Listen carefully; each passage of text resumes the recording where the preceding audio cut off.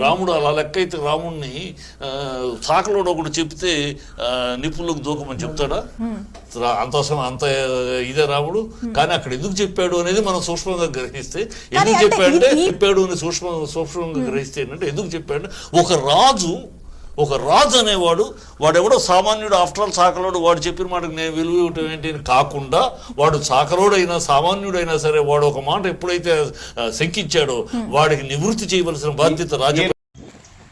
నిన్న 24/7 న్యూస్ ఛానల్లో కూర్చొని సినిమాలో నటించేటటువంటి వ్యక్తి, ఒక పనికిమాలినటువంటి వ్యక్తి చిట్టిబాబు అనేటటువంటి వ్యక్తి రామాయణం గురించి మాట్లాడుతూ రజకుల గురించి చాకలి అని చెప్పి కించపరిచినట్టు మాట్లాడిండు. కాబట్టి తక్షణమే చిట్టిబాబుకి హెచ్చరిక జారీ చేస్తా ఉన్నా. అరే గుండుగా, రజకులకు బేషరతుగా క్షమాపణ చెప్పాలి, లేకపోతే మీ ఇంటి ముందర చాకిరువు పెట్టి నీ గుండు బలగొట్టడానికి మేమందరం వస్తామని చెప్పేసి హెచ్చరిక జారీ చేస్తున్నా. బేషరతుగా.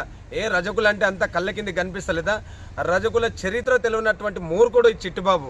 గతంలో కూడా ఎంతో మంది రాజకీయులు మమ్మల్ని మాట్లాడినప్పుడు వాళ్లకు రజకుల దమ్ము చూపించినటువంటి సంఘం అఖిల భారత రజక సంఘం. తక్షణమే నేను ఒకటే విషయం చెప్తున్నా, మీరు వీడియో ద్వారా చెప్తావా, మీడియా సమావేశం పెడతావా, తక్షణమే ఈరోజు పెడతావా, రేపు పొద్దుగాల పెడతావా, తప్పకుండా సమావేశం ఏర్పాటు చేసి వీడియో రిలీజ్ చేయి. ఇంట్లో కూర్చొని రిలీజ్ చేయి, లేకపోతే ఇంట్లో నుండి బయటికి రావు, బయటకు వచ్చినా తిరగనీయమని చెప్పేసి ఈ గుండుగానికి హెచ్చరిక జారీ చేస్తా ఉన్నాం.